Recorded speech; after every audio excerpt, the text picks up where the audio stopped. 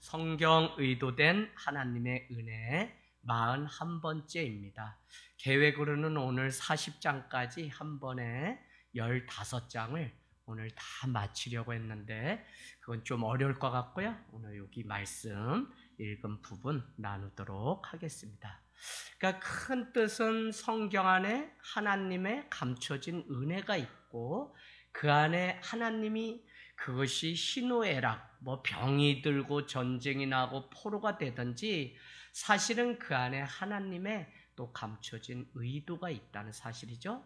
그래서 그 의도는 다른 것이 아니라 하나님의 사람들을 구원하시기 위한 하나님의 계획이 있다는 사실을 우리가 보게 됩니다.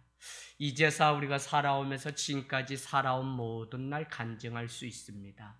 지난 날에는 생손이 아프고 발가락이 빠지고 누가 죽고 하는 일이 다 가슴 아픈 일이었지만 지금 이렇게 뺑뺑이 돌고 이제 60, 70 다 돼서 간증하건대 이 모든 과정을 통해 하나님이 나를 부르시고 교회로 부르시고 결국은 나를 구원하시려고 이렇게 일하셨구나라고 우리는 간증하게 됩니다. 여러분, 우리가 살아가면서 지금 어느 때에 살아가고 있는지 때를 잘 아는 일은 너무 중요하고 특별히 역사를 잘 이해하는 일은 믿는 우리일지라도 반드시 해야 됩니다. 그래서 역사를 크게 두 가지로 나누는데 하나는 우리가 그냥 살아가는 세상의 역사, 세속사라고 합니다. 그런가 하면 우리는 그 세속사를 교회와 성도들도 똑같이 살아가면서 우리만 늘 인정하는 또 한편의 역사가 있는데 그것을 우리는 구속사라고 그렇게 말씀하고 있습니다. 세속사 속에서 살아가면서도 구원을 이뤄 가시기 위해서 하나님이 열심히 우리를 향해 찾아오시는 그것에 관심을 가지고 살아가는 이 구속사가 우리에게 너무 중요하다는 것입니다. 저는 팬데믹을 이렇게 보내면서 특별히 믿음의 성도들이 어느 때인지 역사를 통해서 우리가 교훈을 얻고 내가 무엇을 해야 되는 때인지를 아는 것은 너무 중요하다는 생각을 하게 됩니다. 그래서 우리는 창세기를 시작으로 해서 현재 살아가고 있는 나의 인생까지 하나님의 감춰진 의도, 그 구속사가 여전히 있음을 우리는 발견하게 되는 것입니다. 그래서 여러분, 아무 공로, 어떤 의도 내게는 없고 하나님은 지금도 그냥 지그재그 같은 우리의 인생을 빚어가셔서 깨닫고 주님이 구원의 유일하신 분이심을 알게 하시려고 하시는 목적이 우리 가운데 있어요. 그래서 저도 이 사실을 깨닫기 전까지는 제 인생의 가문에 대해서 태어난 것에 대해서 원망도 하고 상처도 받고 이러면서 살아가던 똑같은 인생입니다. 그런데 하나님이 그 시골 땅에서 서울로 6억이라는 빛 가운데서 맏아들이기 때문에 서울에 가서 공부해서 가문을 세우라고 떠나와서 사춘기 시간을 다 외롭게 혼자 보냈는데 그 가운데 하나님의 영원하신 사랑을 만나면서 이 사랑을 누구에게 전하는 목회자의 그 부름을 계획하고 있었음을 알면서 얼마나 놀라운 은혜인지 다시 한번 생각해 보게 됩니다. 그래서 여러분은 그냥 우리에게 때라고 하는 이 시간이 있는데 한번 적어놔 보시면 크로노스라는 게 있습니다. 1살, 2살, 3살, 또 1년, 2년, 3년 해서 과거, 현재, 미래라고 하는 우리 인간들의 세속사에서 따지는 시간의 개념을 크로노스라 그래요. 헬라어입니다. 시간입니다. 때. 그런데 또 한 가지의 때 시간이 있는데 성경에는 이렇게 얘기합니다. 카이로스라고 써놓으시면 돼요. 카이로스는 그냥 크로노스, 세상의 시간, 세속사를 살아가다가 나를 구원하시려고 찾아오는 구속의 그 시간, 개입하시는 하나님의 그 시간. 왜 그때 내가 거기서 교통사고를 났지? 그때 왜 내가 하필이면 미션 스쿨로 학교 그 많은 중에 가게 돼서 하나님의 말씀을 내가 듣게 되었을까? 많은 것을 생각해 보면 하나님이 내 인생 가운데 찾아오시는 카이로스의 시간이 있었어요. 자, 더 쉽게 제가 한번 말씀드려보면 이런 것입니다. 자, 올림픽이 있어요. 축구 경기를 합니다. 그러면 뭐 이렇게 선수가 뛰게 되는데 주전 외에는 벤치에서 다 후보자로 그냥 앉아서 있습니다. 경기가 막 밀리는데 갑자기 감독의 호출이 있습니다. 그날 종일 그곳에서 한 번도 뛰보지 못하고 후보자로 그냥 그렇게 있다가 올림픽 참여했다라는 것으로 끝날 수 있는데 감독이 이재학 선수 해서 후반전에 투입되는 그 카이로스의 그 시간, 제가 뭐 쉽게 비유하냐고 이런 건데 어쨌거나 그냥 평범하게 살아가는데 갑자기 내 인생 가운데 찾아와서 부르시는 그 시간이 누구에게나 다 있습니다. 그러면 왜 우리가 역사를 알고 때를 아는 일이 중요하냐면 이것은 그냥 다 아는 것이 아니라 누군가가 깨어서 그 때를 보는 사람의 것이기 때문에 지금도 하나님은 우리를 향해서 계속 은혜의 이 카이로스의 시간이 임재하는데 이것을 아는 사람은 하나님의 은혜 가운데 내 인생을 다시 살게 되지만 그렇지 않은 사람은 그냥 어제가 오늘이고 오늘이 내일이고 그냥 그날처럼 날마다 살아가게 됩니다. 여러분, 그러나 여러분 인생 가운데 구속의 하나님이 찾아오셔서 지금도 일하시고 있다는 그 사실을 알게 되기를 원합니다. 우리는 말씀 보았습니다. 20장 한번 가보시면 20장에 모세가 시내산에서 십계명을 받게 되는데 하나님은 너희는 애굽에서 종되었던 것을 잊지 말고 기억하라고 우리에게 계속적으로 강조하고 있습니다. 그런가 하면 20장에 모세가 시내산 호렙산에 올라가서 하나님의 말씀을 듣습니다.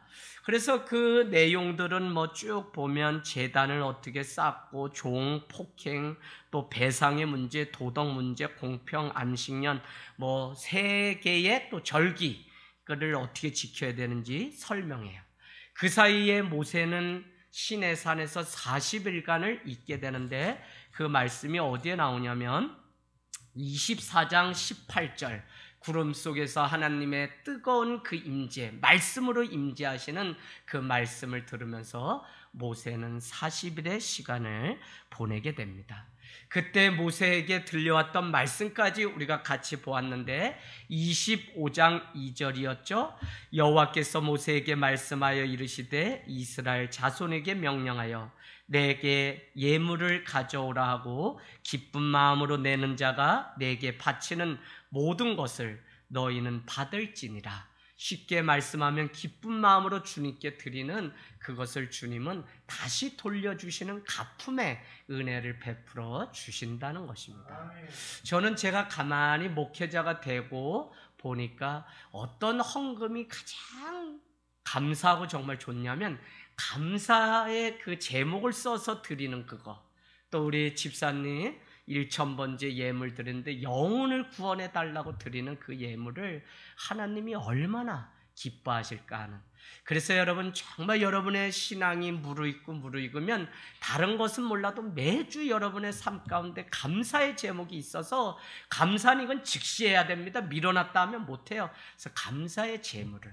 그런데 하나님은 감사하면 그 감사 심은 곳에 더 많은 감사를 부메랑처럼 우리에게 다시 돌려주신다고 약속했기 때문에 감사함으로 예물을 가지고 오라는 것입니다.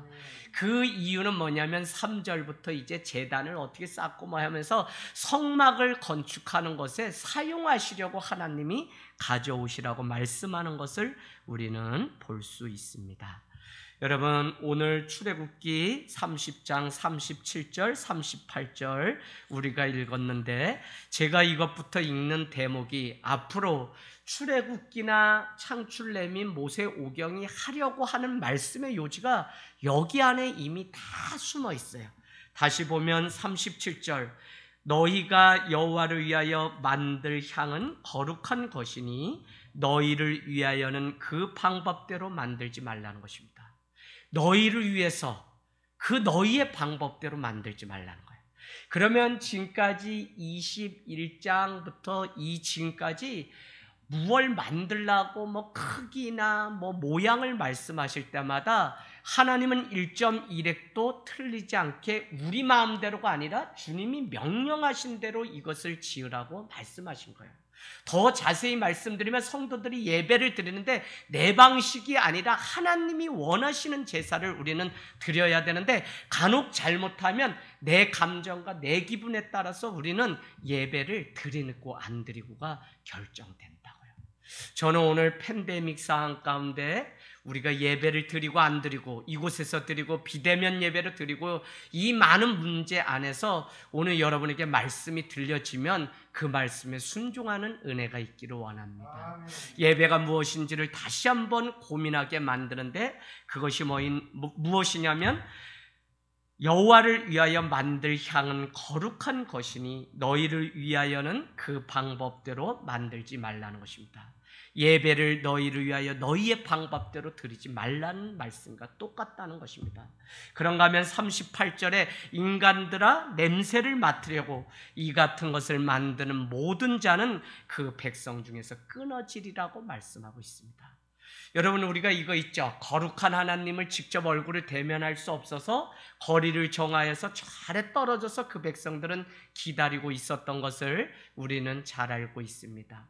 오늘 심지어는 하나님께 드릴 이 향조차도 인간들이 그 냄새를 맡기 위해서 하면 안 되고 또 우리가 그 냄새를 맡으면 정녕 이스라엘 백성이라고 하는 그 구원의 백성 가운데서 끊어진다고 말씀하고 있습니다.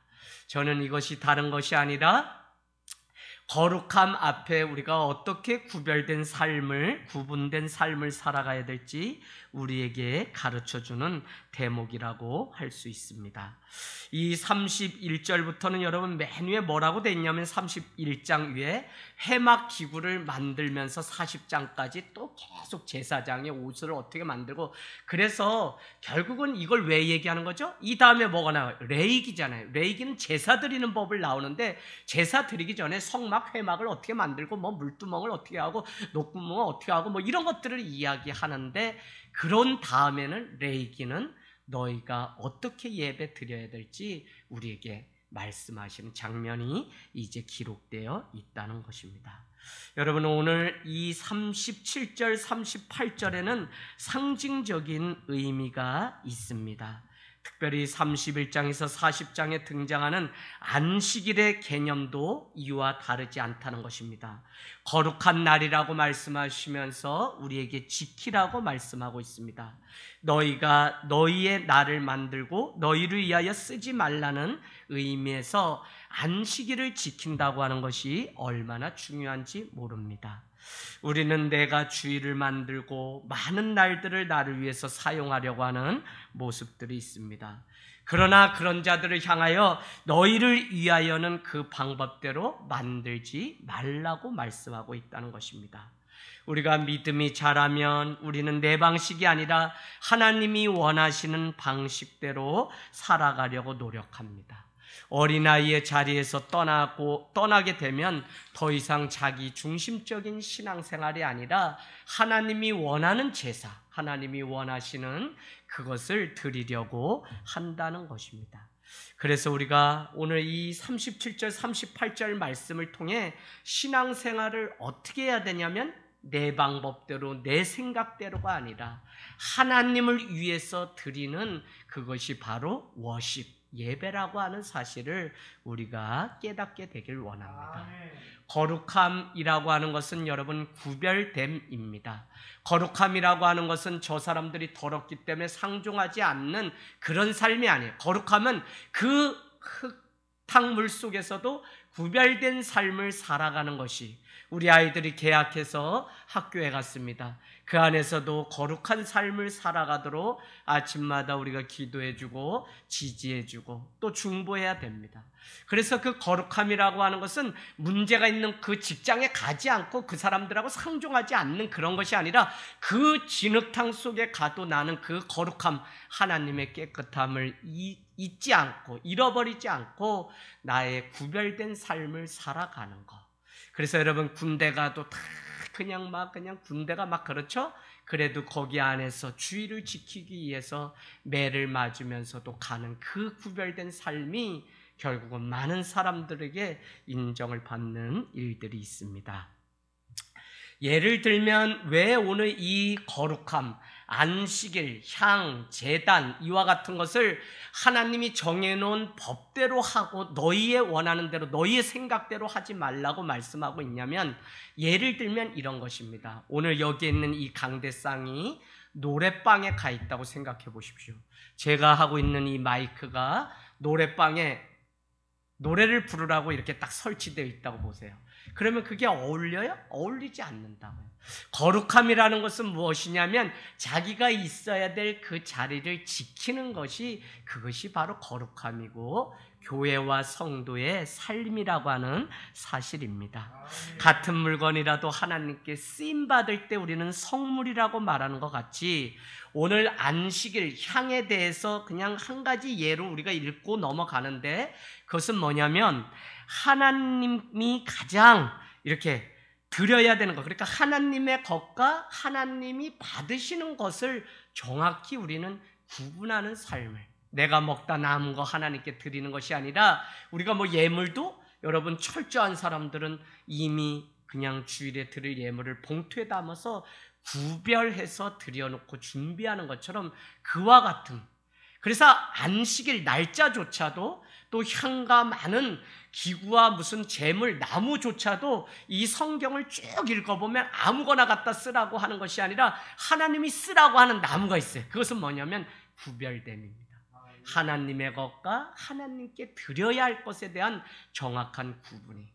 그래서 제가 뭐 어떨 때는 여러분에게 예배 가운데 오퍼링, 예물을 드리는 것만이 예배의 의미입니다. 그래서 하늘 땅 교회는 금요 예배라고 안 하고 그날은 기도회, 수요은혜 예배와 주일 축제 예배라고 하는데, 예배에는 오퍼링이라는 게 있다고요. 그래서 여러분, 구별된 것을 정하여서 하나님께 드리는 그것을 우리에게 요구하고 있는 것을 보게 됩니다. 하나님이 성경에서 보면 가장 집착하는 것이 무엇일까요? 다른 거 아니에요. 사람입니다. 사람. 그 사람이 다른 것에 자기의 마음을 드리고 다른 것에 예배를 하게 되면 하나님은 그것처럼 가장 이렇게 기분 나빠하시고 노하는 것이 없다는 것입니다. 그래서 하나님 앞에 해야 하는 것과 하지 말아야 되는 것을 구분하는 것이 신앙이고, 하나님은 우리를 사랑하시기 때문에 우리 성도들이 다른 삶을 살아가길, 그것이 거룩이고 구별된 삶이라는 것입니다. 31장 한번 가볼까요? 31장 회막 기구를 만드는 것에 대해서 말씀하시고, 이어서 12절에 다시 안식일을 또 말씀하고 있는 것을 보게 됩니다. 당신의 자녀가 아버지 하나님을 찾는 일이기 때문에 안식일이 너무 중요한 것입니다. 1절에서 6절까지 어떻게 회막 기구를 만들라라고 두 사람을 택하게 되는데, 2절에 유다 지파 사람 훌의 손자 부살레를 지명하였다고 말하고, 6절에는 단지파 아이사막의 아들 오홀리밥을 세워서 그들을 통해서, 거기 안에는 6절에 보니까 중가운데 지혜로운 마음이 있는 모든 자까지 더해서 하나님의 이 회막 기구를 만들도록 명령하신 것을 우리는 볼 수 있습니다. 여기에서 부살렐이라고 하는 유다 지파, 이 사람에게 내린 명령은 무엇이냐면, 그는 3절에 보니까 하나님의 영을 그에게 충만하게 하여 지혜와 총명과 지식과 여러 가지 재주로 정교한 일을 연구하되 금과 은과 노수로 만들게 하며 보석을 깎아, 뭐 이렇게 얘기하고 있어요. 그래서 부살렐이라고 하는 사람이 주로 했던 일은 금은 세공을 하는 일을 맡았던 것으로 우리는 알 수 있고, 오홀리밥은 그 아래 쭉 보니까 회막과 증거에 나무 목재를 통해서 하는 일들을 시킨 것으로 보아서 그는 목공하는 일들을 주로 했던 것을 우리는 보게 됩니다.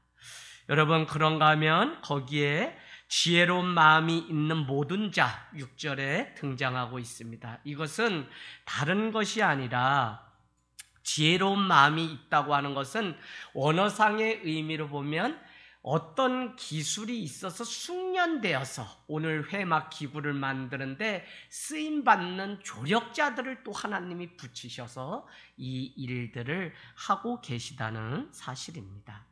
여러분, 여기서 우리는 부살렐의 할아버지가 누구라고 나와 있죠? 2절에 보니까 누구예요? 훌이죠. 훌은 어디에서 등장했던 사람입니까? 출애굽기 우리 한번 가보면 17장 12절. 여러분, 성경은 뭐 주일날에도 우리가 말씀했지만 그냥 갑자기 등장하거나 그냥 갑자기 하는 것은 하나도 없어요.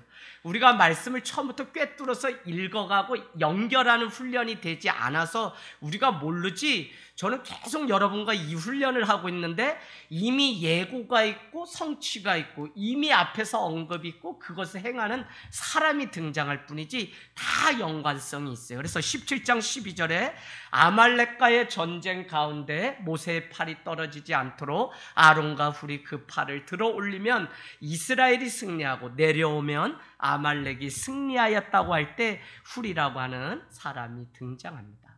어쨌거나 오늘 우리는 아론, 훌, 부살렐, 오홀리바, 압이라고 하는 이 사람들의 낯선 이름을 들으면서 교회는 바로 이와 같은 곳이라는 것입니다. 각양의 모양과 은사가 다르지만 하나님은 당신의 한 가지의 일을 위해서 다 부르셔서 이 모양 저 모양으로.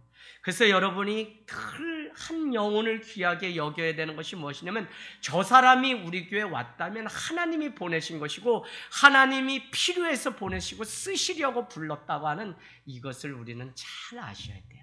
그러면 지난밤에 기도에 와서 돈 한 편을 구걸해서 가시는 분일지라도 기도의 남자가 오셔서 저보다도 어려 수염이 잔뜩 길렀어요. 제가 다 알지 왜 왔는지.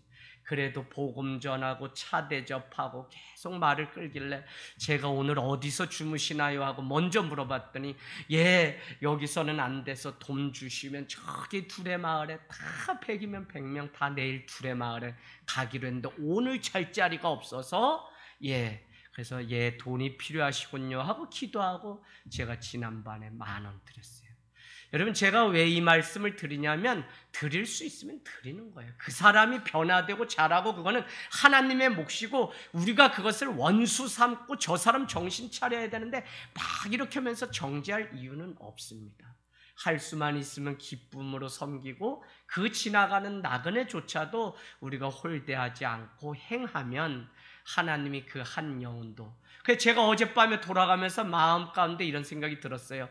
아무도 오지 않으니까 하나님이 언제든지 지나가는 나그네 천사가 들릴 수 있으니 혹 그가 하나님일 수 있으니 그가 예수 그리스도의 천사일 수 있으니 누구든지 깨어서 기쁨으로 섬기라고 아무도 오지 않는 저녁 8시 기도회까지 사람을 보내셨구나 하는 생각. 그러니까 어떻게 해요? 저를 훈련시키고 우리 교회가 깨어있도록 훈련을 시키는 것을 보게 됩니다. 여러분, 내가 왔다고 말하는 일은 없습니다. 하나님이 나를 이곳에 부르시고 일을 맡겨주셨다고 믿는 것이 우리는 신앙이라고 말씀드렸습니다. 부르신 이유는 각양의 모양대로 오늘 각자의 은사에 따라서 온전한 교회를 세워가기 위해서 하나님이 보내셨다는 것이에요. 그래서 에클레시아라고 하는 단어는 하나님이 세상 가운데 구별하여 우리를 불러냄을 당한 자들의 모임이 에클레시아 교회라는 동시에 교회의 또 하나의 의미는 하나님이 이곳에 심어 놓으셨다고 하는 의미가 있어요. 그래서 우리는 내가 오고 싶어서 내가 하고 싶어서 이런 사람은 아무도 없어요. 이 하늘 땅 교회를 세우시고 저도 여러분도 다 보내신 분은 누구냐면 하나님이시라고요. 근데 이유는 무엇이냐면 오늘 해막 기구를 위해서 이와 같이 많은 자들을 이미 준비하시고 사용하신 같이 우리를 통해서 일하시려고, 하나님의 일을 하시려고 우리를 불러서 이곳에 심어 놓으신 줄로 믿습니다. 여러분, 이 사실을 믿는 것이 왜 믿음의 시작이냐면 우리가 이와 같은 하나님의 계획이 내 인생 가운데, 우리 인생 가운데, 우리 교회 가운데 있다고 믿는다면 성도들은 이 일이 이루어지도록 기도하는 삶으로 바뀌어지게 되고, 이 사실을 믿는다면 우리는 어떤 영혼이든지 우리가 끌어안고 내가 할 수 있는 것은 그에게 주의 복음과 말씀과 생명과 사랑을 주면 그것으로 끝이에요. 그래서 하나님은 나를 위해서 또 우리 교회를 온전히 서로의 부족함을 채워가기 위해서 애들 여기 오늘 뭐 엄마가 뭐 준다 그래서 오고 뭐 가다가 쭈쭈말해도 사준다 그래서 왔을 것 같지? 안 그래? 요새 애들은 그 정도는 알아서 다 만들어 먹고 다 해요. 그 와서 졸지만 그래도 저 애들 다 귀한 아이들이에요. 사랑하는 여러분, 마치 우리 자녀를 향한 믿음이 있다면 부모는 그렇게 기도하게 됩니다. 그래서 사역이든지 무슨 일이든지 왜 믿음이 필요하냐면 믿어야만 기도하고 믿어야만 가르치고 믿어야만 그를 기다려주고 믿어야만 우리는 그 한 영을 위하여 죽을 수 있기 때문에 우리가 먼저 믿고 그 하나님의 계획이 있음을 믿는 것이 얼마나 중요한지 몰라요. 여러분, 이 사실을 알지 못하면 우리는 마음을 다 쏟아서 하나님의 거룩한 일들을 감당하지 못하게 됩니다. 저는 우리가 하나님의 계획이 있어 이곳에 심겨졌다는 소명의식이 분명할 때 비로소 하나님의 일은 시작된다고 믿습니다. 저도 개척하고 3년차까지 내가 온 것이 오산인가? 내가 사람들 보다가 이거 무너지겠다, 나랑 안 맞는다, 수준이 안 맞는다, 별 생각 다 하면서 3년차에 완전히 짐을 내려놓고 하나님이 이곳에 나를 선교사로 보내셨구나. 왜요? 사람들 가지도 않는 곳이에요. 그리고 나도 처음 오는 곳이에요. 그러면 처음 가는 곳이 다 선교지죠. 그래서 나를 하나님이 오산에 선교사로 부르셨다고 하는 분명한 믿음이 생긴 후에 짐을 풀고 그제서야 이제 이곳에 내가 마음을 쏟고 몸빼로 갈아입고 밭일을 나가고 사역을 하기 시작한 것이지, 전에는 내 안에도 그 심적인 갈등들이 많이 있었습니다. 많은 사람들은 하나님 앞에 최선을 다하며 살지 않습니다. 제가 대학원을 다니는데 한 번은 그냥 수원영락교회에서 풀타임 사역하고 내게 주어진 설교 사역만도 수도 없이 많은 사람들이 은혜를 받고 그냥 이렇게 칭찬 가운데 있는데, 어느 날 서울로 사역지로 옮겼는데 1년 동안 설교를 한 번도 시키지 않고 무슨 사역을 하다 왔는지 1년 동안 그것조차도 파트타임으로, 제 안에 사역에 대한 이 갈증이 막 생기고 있는데, 담임 목사님이 연대 교수님이셨어요. 그래서 수업 시간에 딱 만났는데 수업 시간에 느닷없이 이런 말씀을 하시는 겁니다. 요즘 사역자들은 파트타임이라도 풀타임 정신으로 좀 하려고 하는, 하나님께 하는 이 정신이 있어야 되는데 그냥 편하면 편한 대로 그냥 어떻게든지 그냥 세상 직장 다니듯 교회 일도 한다고 안타까워하시는 거예요. 제가 한 방 얻어맞은 것 같아요. 그래서 그날부터 작정하고 가서 그냥 파트로만 간 것이 아니라 매일같이 서울로 출퇴근을 성남에서부터 1년을 했더니 너 별난 놈이다, 대단하다 하면서 그냥 박봉이면서 저를 시험하고 흔들어 봤는데, 아니 더구나 1년 동안 저 사역하는 동안 전에 내가 무슨 일을 하고 어떻게 했는지 이런 것은 관심도 갖지 않고 그냥 찬밥처럼 이렇게 내팽겨친 존재처럼 그렇게 살아가다가 내 정신이 파트여도 풀타임 정신을 가지고 살아가야 되는데 내가 나를 인정해 주지 않는다는 그 서운함과 게으름 때문에 내가 착각 속에 살았구나 하고 한 방을 맞았다는 거예요. 그리고는 그곳에서 6년에 더 풀타임 사역을 하면서 수석 목사가 되기까지 참 많은 칭찬과 격려 속에 사역을 했던 적이 있습니다.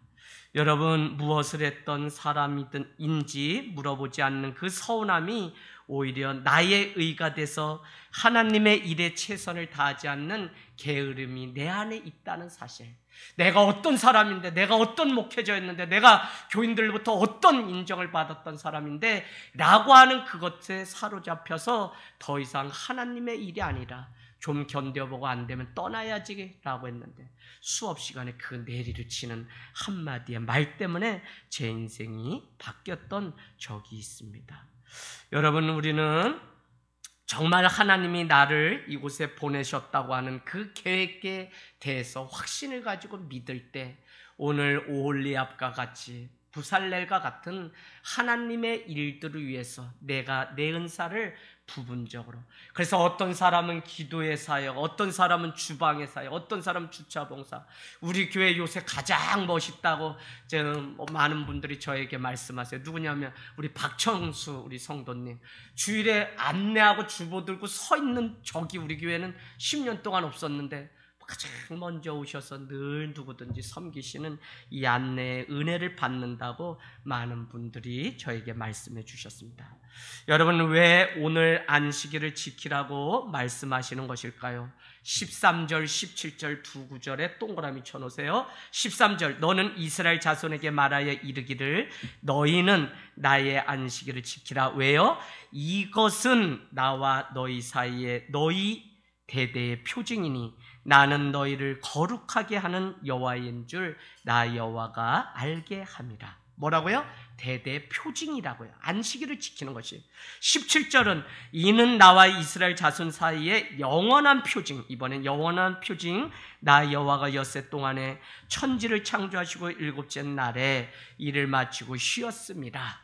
여러분, 이 말씀은 안식일은 너희가 나의 자녀, 하나님과 내가 그냥 사이가 아니라 하나님은 나의 아버지시고 나는 그분의 자녀라고 하는 표징, 사인, 상징의 의미로서 안식일을 거룩히 지키라는 거예요.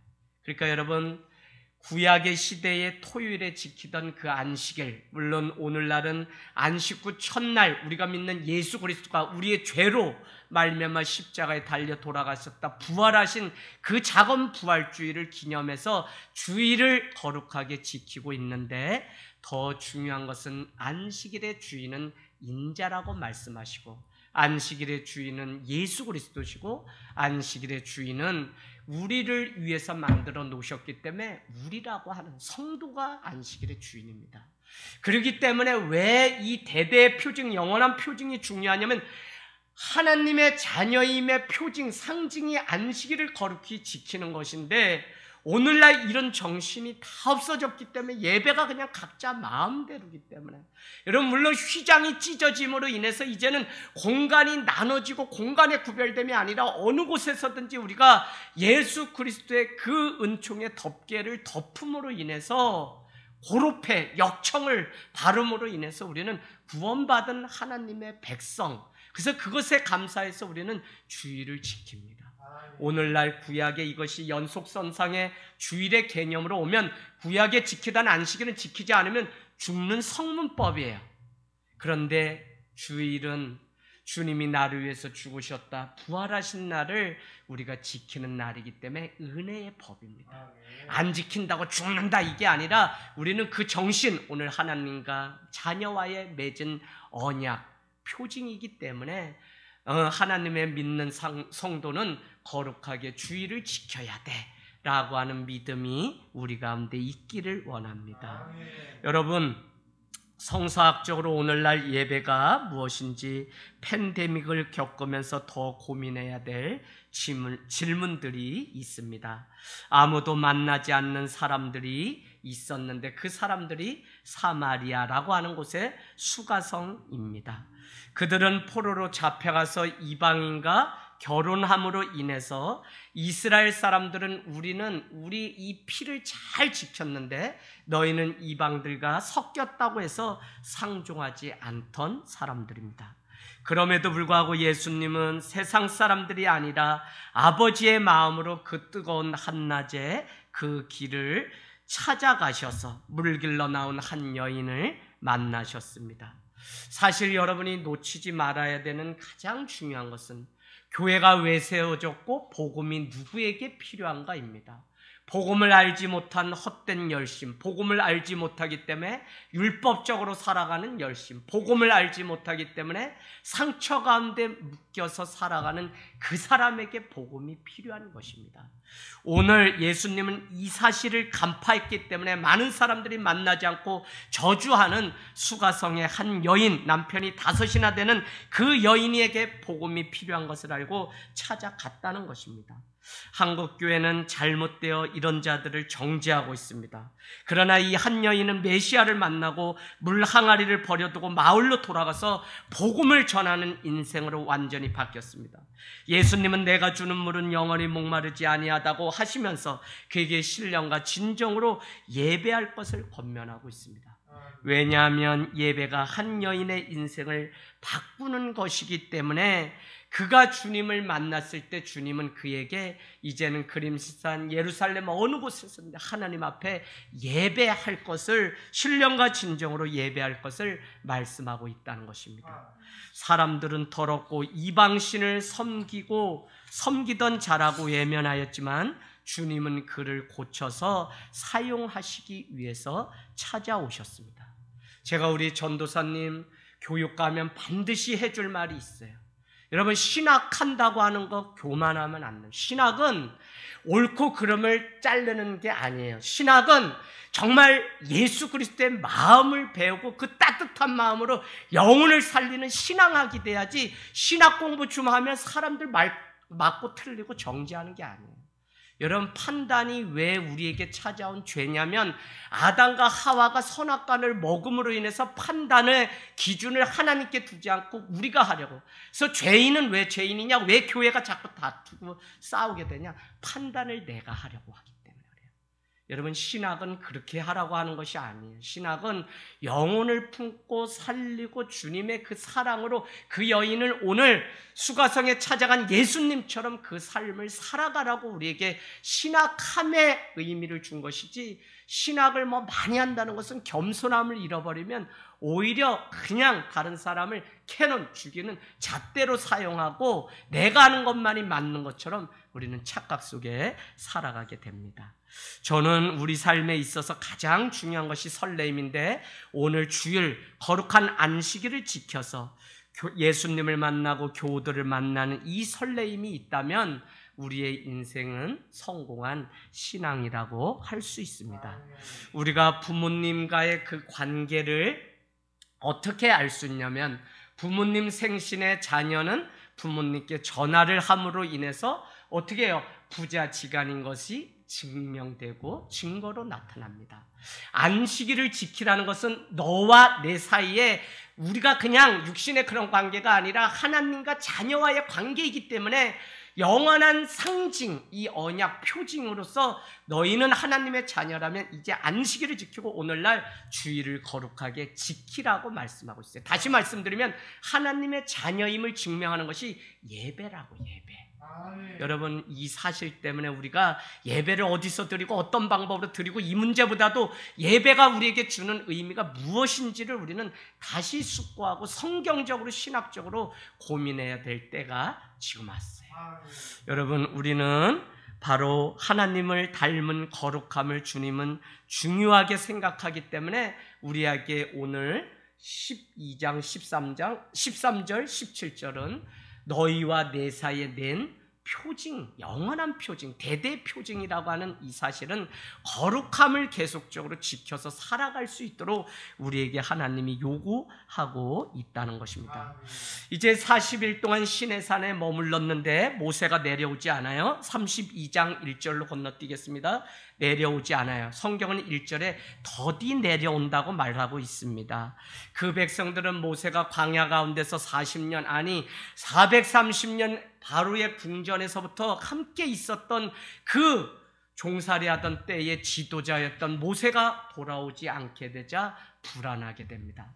그래서 1절, 2절에는 보면 아론이라고 하는 자에게 이렇게 얘기합니다. 우리가 광야길 갈 때 모세가 올지 안 올지 모르니 우리를 위해서 신을 만들어 달라고 그렇게 얘기하고 있는 장면을 보게 됩니다. 그래서 여러분 2절, 3절 가보세요. 2절, 3절에 그 우상을 만드는데 그 방법은 뭐였죠? 다른 것이 아니라 여자들과 자녀들에게 있는 귀에 있는 그 금붙이를, 귀걸이를 가져다가 녹여서 이와 같이 금송아지 우상을 만들었던 것입니다. 여러분, 그러고는 4절에 잘 보셔야 돼. 4절에 칼로 조각했다는 그 표현이 있죠. 칼, 그 동그라미 치세요. 제가 왜 이 사실을 중요하게 생각하냐면, 이 모세가 실제 40일이 지나서 이제 내려오게 되었어요. 내려왔을 때 모세는 너무 화가 났습니다. 자, 어디에 나오냐면 우리 저기 한번 볼까요? 네, 32장이죠. 네, 32장 18절. 모세가 이르되 이는 승전가도 아니요 패하여 부르짖는 소리도 아니라 내가 듣기에는 노래하는 소리로다 하고 진에 가까이 이르러 그 송아지와 그 춤추는 것들을 보고 크게 노하여 손에서 그 판들을 산 아래로 던져. 여러분, 지금 주님의 그 말씀이 적혀있는 이 말씀 돌판을 그냥 화가 너무 나서, 왜요? 자기는 하나님의 임재 가운데 하나님과 있는데 백성들은 세상의 주파수를 맞추고 세상 소리에 더 귀가 커져서 하나님 대신 자기들이 우상을 금송아지를 만들어서 예배하고 춤추고 있는 모습을 보고 돌아온 모세는 그 돌판을 던져서 깨지게 됩니다. 20절 보세요. 깨트렸다 그러고 20절 모세가 그들이 만든 송아지를 가져다가 불살라 부수어 가루를 만들어 물에 뿌려 이스라엘 자손에게 마시게 했는데 아론에게 모세가 책망하게 됩니다. 그랬더니 22절 아론이 이르되 내 주여 노하지 마옵소서 이 백성의 악함을 당신이 알지 않습니까? 라고 하면서 뭐라고 얘기하냐면 24절 가보세요. 거짓말하는 거 보세요. 내가 그들에게 이르기를 금이 있는 자는 다 빼내라고 말했다는 거예요. 그런데 그들이 그것을 내게로 가져왔기로 내가 뭐 이렇게 해가지고 불에다 그냥 던졌더니 뭐가 되었다고요? 송아지가 되어 있었다는 거예요. 마치 자기는 아무 책임도 없었던 것처럼 말하는 모습. 그래서 여러분 32장 4절에 아론이 그들의 손에서 금고리를 받아 부어서 조각칼로 새겨 송아지를 자기가 의도를 가지고 죄를 지었음에도 불구하고 나는 죄가 없고 그냥 가져오라 그래서 불에다 던졌더니 송아지 한 마리가 나왔는데 그게 우상이 되었고 나는 잘못이 없습니다 라고 말하는 아론. 혹자는 학자들은 말하기를 오늘 다른 사람들은 다 죽게 되었는데 형 아론은 살려두었는데 결국 그 벌로 인해서 우상을 섬긴 벌로 인해서 그도 가나안에 가지 못했다고 말을 한다는 것입니다. 여러분, 우상에 매이면 하나님을 못 보게 됩니다. 여러분 중에 독서에 관심 있는 사람들은 이 팀 켈러가 쓴 내가 만든 신이라는 책을 꼭 읽으시면 좋겠습니다. 우리 인간들의 마음 안에 우상 공장이 있고 누구든지 내가 만든 신을 쫓아가면 내가 만든 신은 반드시 우리를 배신할 때가 온다. 그래서 그 안에 뭐 사랑, 돈, 명예 또 뭐 많은 것들 열심조차도 우상이라고 여기에 기록해 놓았습니다. 그래서 이 책을 꼭 한번 보았으면 좋겠습니다. 우상이라고 하는 것은 겉으로 드러나는 금송아지와 같은 것은 보고 우리가 알 수 있지만 사실 보이지 않는 우상이 있기 때문에 우리는 잘 분별을 해야 된다는 것입니다. 여러분은 오늘 금 송아지를 만들었던 이것은 어디에서 온 금은이죠? 혹시 누가 맞힐 수 있을까요? 오늘 여인들이 아니 광야를 가는데 무슨 금으로 만든 귀걸이가 다 있어요. 어디서 난 거예요? 네? 애굽에서. 출애굽 뭐? 애굽 사람들. 네. 아, 똑똑하시다. 나 이제 이런 문제 자꾸 내려고 그래요. 자, 어디로 가면 우리가 알 수 있냐면 출애굽기 한번 가볼까요? 출애굽기 네 12장 35절 가보세요. 바로가 10가지의 재앙을 하고 이제 손을 들고 너는 내게서 떠나라고 하면서 모든 것을 다 가지고 가라고 주게 되는데 12장 35절에 등장하는 게 뭐죠? 광야에서 나올 때 은금 패물과 의복을 가지고 나왔어요. 은금이라고 성경은 표현하고 있습니다. 그러니까 이것을 가지고 나와서 이것은 뭐냐면 광야길을 갈 때 광야 가운데서 하나님을 위하여 사용하도록 가지고 나온 것임에도 불구하고 결국 이 어리석은 이스라엘 백성들은 광야에서 어떻게 해요? 그걸 빼가지고 결국은 우상 금송아지를 만드는 데 사용했다는 거예요. 그래서 안식일도 그러고 아까 향도 그러고 오늘 이 금은조차도 하나님을 위해서 드리면 그것이 성물이 되지만 그것이 세상을 우상을 섬기는 일이 되면 아무것도 아닌 것이 되는 것을 우리는 보게 돼요. 누가요? 우리 인생이 바로 그런 거예요. 그래서 정말 믿음으로 거룩한 삶을 살아내는 이 일이 얼마나 중요한지 모른다는 것입니다. 여러분, 우상에 매이면 하나님을 못 보죠. 사실 하나님은 우리 마음속에 계신 것이잖아요. 그럼에도 불구하고 이들은 금송아지를 광야를 가는 동안 우리를 위해서도 모세가 내려오지 않는 것을 보니 두려우니 우리를 위하여 우상을 만들어 달라고 해서 금송아지를 만들었다는 것입니다. 이것은 죄악이라고요. 많은 사람들은 하나님을 사랑하기에 자기만의 우상을 만들려고 하는 습성이 있는데 이것은 어리석은 것이라는 사실입니다. 여러분, 저기 한번 보세요. 5절 말씀에 5절에 보니까 아론은 이제 제단을 쌓고 내일은 여호와의 절기라고 선포하고 6절을 보면 번제와 화목제까지 그 다음날 드리게 되고 마치 금송아지를 차려놓고 하나님께 예배하듯 하고 있는 이 어리석음을 우리는 볼 수 있습니다. 하나님은 이것을 전혀 기뻐하시지 않고 모세가 돌아왔을 때 너무 화가 나서 자기는 하나님을 만났는데 백성들은 금송아지 앞에 절을 하고 있으니 그 돌파를 들어 깨었던 것을 우리는 알 수 있습니다. 결국 우리 신앙은 하나님을 섬기기 위해 수많은 우상을 끊어버리는 싸움이에요. 우리가 하나님을 믿고 이제 예수님을 알게 되면 우리 가게에, 우리 가문에 있는 우상들이 왜 있지 없어요. 술 먹고 이혼하고 뭐하고 하는 이런 것들 보면 다 우상에 매여서 우리가 막 살아왔기 때문에 그래요. 그래서 그 부모가 그러면 그 자녀가 또 그러는 것들을 우리는 많이 보면서 살아갑니다. 뭐 가게에 흐르는 저주는 아닐지라도 어쨌거나 우리는 본대로 살아가기 때문에 부모가 그냥 투전하고 노름하면 자녀가 그렇게 되는 것을 저는 고향 땅에서 너무 봐요. 이번에도 고향에 딱 갔더니 어메, 부모가 평생을 일했는데 그 아버지가 그냥 노름을 하다 집을 다 날리고 부모가 그냥 자녀 셋넷을 시장가에서 아능찜빵 팔아가지고 이렇게 자수성가했는데 아들 놈의 새끼가 저기 객지 갔다가 어머니 이 사업을 물려받아가지고 왔다가 밤마다 정선 카지노에 가가지고 그 가게를 평생 이뤄서 어머니가 벌어놓은 근데 아버지의 전철에 이어서 또 그랬대. 그래가지고 사람들이 뭐라고 했더니 그 소리 듣고 농약 맞고 했다고 시골에 그냥 소문이 파다하게 났어. 속이 얼마나 상하는지. 예수 믿고 그걸 우상을 끊어버려야 되는데 여전히 예수 믿고도 그냥 옛날 살아가던 그 습성대로 살기 때문에 문제라는 거예요. 사랑하는 여러분, 정말 믿음은 다른 것이 아니라 우리가 생각했던 것들보다 우리 안에 우상이 얼마나 많은지 몰라요. 심지어는 자신이 우상인 사람도 있습니다. 자기의 성향, 기질을 못 버리고 늘 숨어서 그렇게 사는 사람이 있어요. 그런가 하면 몇몇이 모이면 흠을 잡고 낱말을 하는 사람도 있습니다. 이것조차도 하나님을 바라보지 못하는 우상이죠. 어떤 사람은 열정이라는 이름으로 하나님의 일을 하지만 결국 하나님이 아니라 자기 만족에 빠질 수 있는 우상 가운데 있어요. 그래서 여러분은 요한복음 17장 4절 가서 우리 요한복음 17장 4절, 저는 이게 너무 중요한 것 같아요. 요한복음 17장 4절, 요한복음 17장 3절, 영생은 곧 유일하신 참 하나님과 그가 보내신 자 예수 그리스도를 아는 것이니라.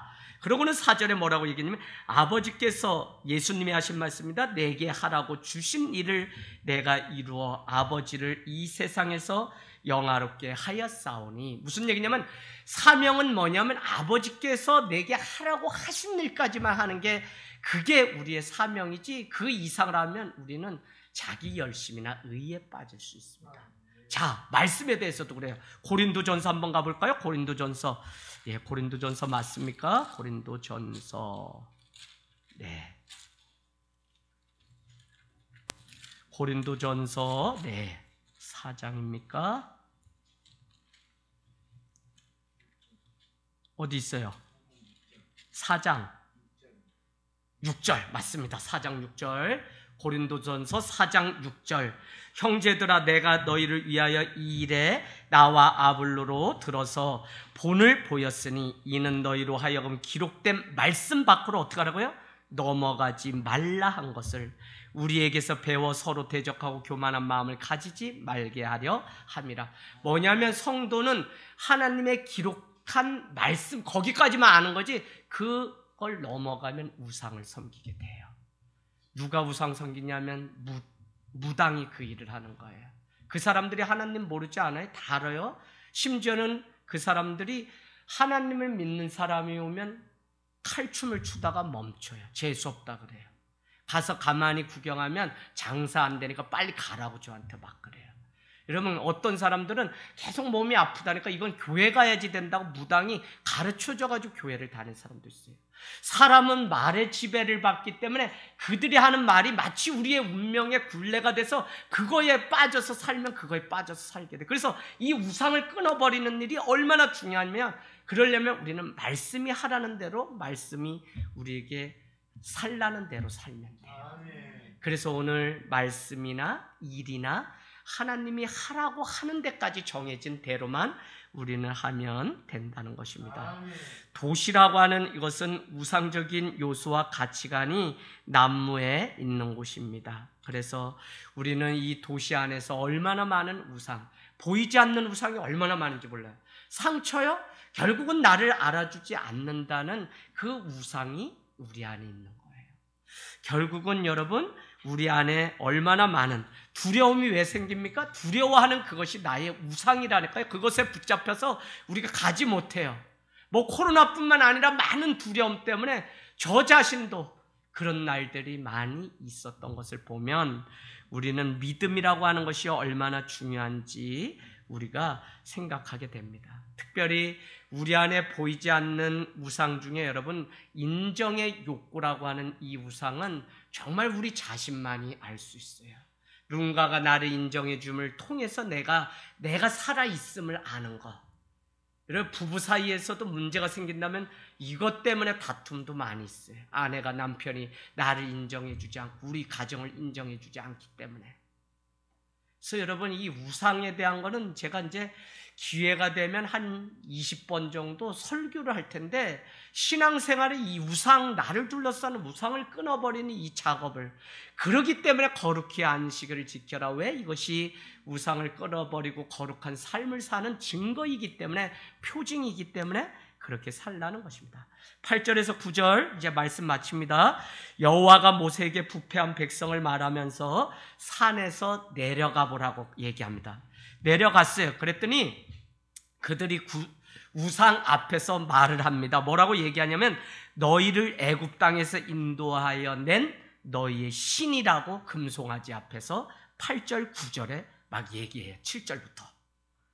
그러고는 하나님이 보시니 그 백성의 목이 뻣뻣하다라고 하는데, 그것은 그렇게 우상을 만들지, 왜 10계명의 1계명이 나 외에 다른 우상을 섬기지 말라고 분명히 얘기했는데도 교만하여서 목이 뻣뻣하다는 건 교만하여서 그 말을 듣지 않고 또 우상을 만들었다고 책망하고 있는 부분을 우리는 볼 수 있습니다. 그러니 하나님은 자기가 하는 대로 가만히 있으라고 그렇게 말씀하시고, 이제 내가 진노하여 진멸하겠다고 말씀하실 뿐만 아닙니다.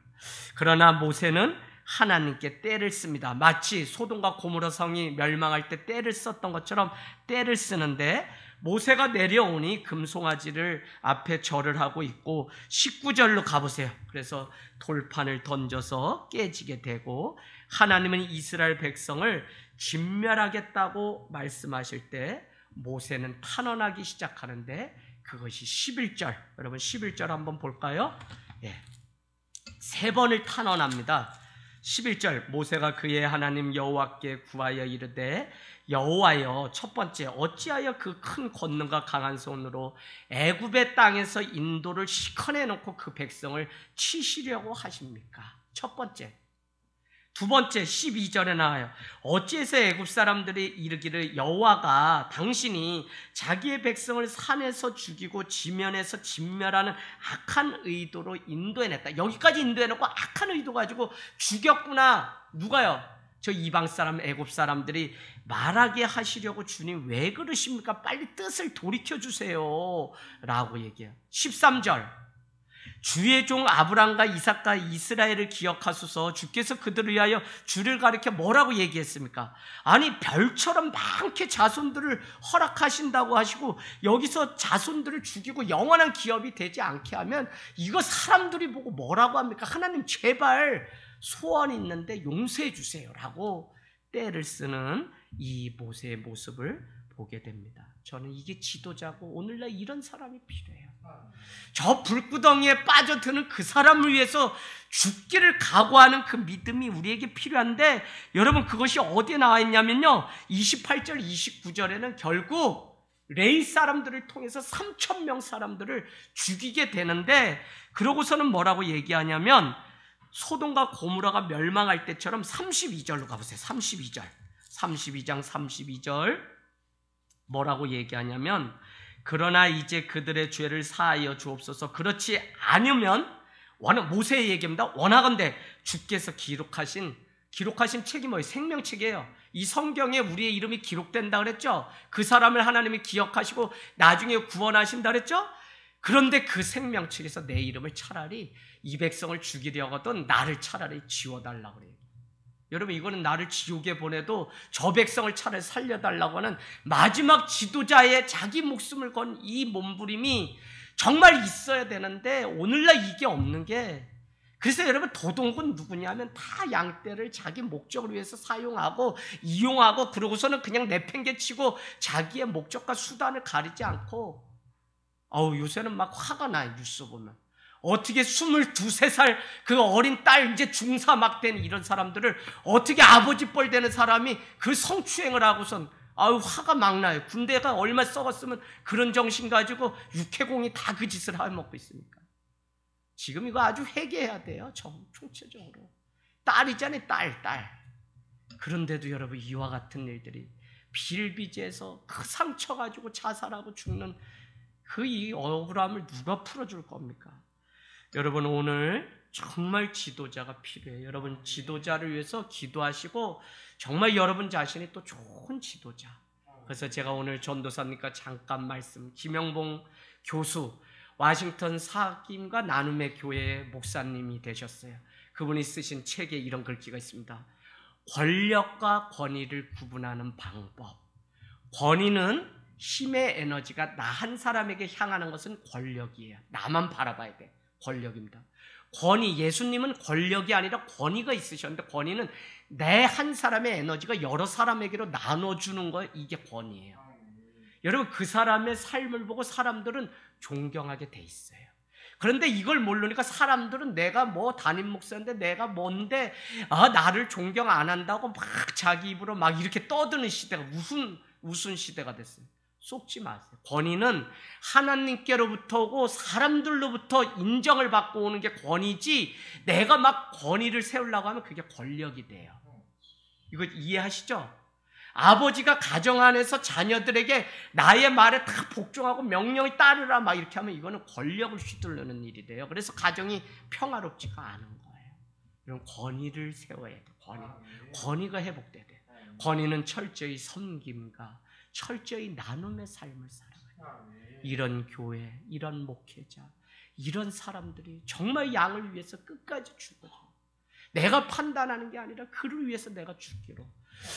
모세가 오늘 이와 같이 이미 창세기 15장인가도 벌써 내가 소돔과 고모라 멸망할 때 의인 5명이 10명이 있으면 멸망시키지 않겠습니까? 막 그렇게 하나님께, 그러면서 뭐라고 얘기죠? 감히 티끌과 같은 나라도 하나님께 간구합니다. 자기를 뭐라고 낮췄냐? 티끌은 먼지라는 뜻이에요. 먼지는 뭐예요? 우리가 흙으로 먼지로 만들어진 존재죠? 그래서 자기는 그와 같이 아무것도 아니지만 하나님께 내가 이 소돔과 고모라를 멸망하지 않고 구원해달라고 막 애원하는 이 지도자의 이 삶을 우리는 봐요. 여러분, 지도자가 필요해요. 지도자가. 그래서 하나님이 내가 너를 지우지 않고 앞으로 죄를 짓는 사람을 멸하겠다고 33절, 34절이 말씀하시고, 24절 우리는 아론이 모세에게 그냥 그 죄를 덮으려고 그냥 금을 모아다 불에 던졌더니 이렇게 되었다고 거짓말하는 모습을 우리는 보게 됩니다. 여러분, 어찌하였든지 하나님은 계속해서 이 세속사, 죄가 많은 세속사를 뚫고 오셔서 우리를 구원하시려는 구속사의 그 카이로스의 시간, 어쩌면 여기 있는 우리의 인생이 늦은 게 아니에요. 지금 부름받고 지금 하나님 앞에 예배하게 된 이것조차도 주님이 뺑뺑이를 도르시고 지금 가장 좋은 때, 그래야만 우리가 나의 교만을 꺾고 하나님 앞에 겸손하게 따라와 예배 드릴 수 있기 때문에 하늘 땅 교회를 만나고 지금 가장 고통스럽고 괴로울 때 하나님의 이름을 부르는 예배자로 우리를 부르신 줄로 믿습니다.